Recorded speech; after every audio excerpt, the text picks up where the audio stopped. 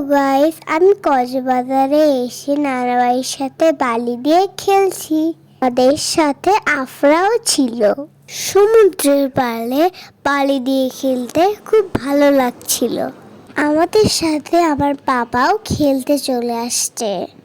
বাবা দাদার সাথে ছোটবেলায় এইভাবে খেলতো। এখন আমরা সবাই মিলে নানাবাড়ির সাথে খেলছি।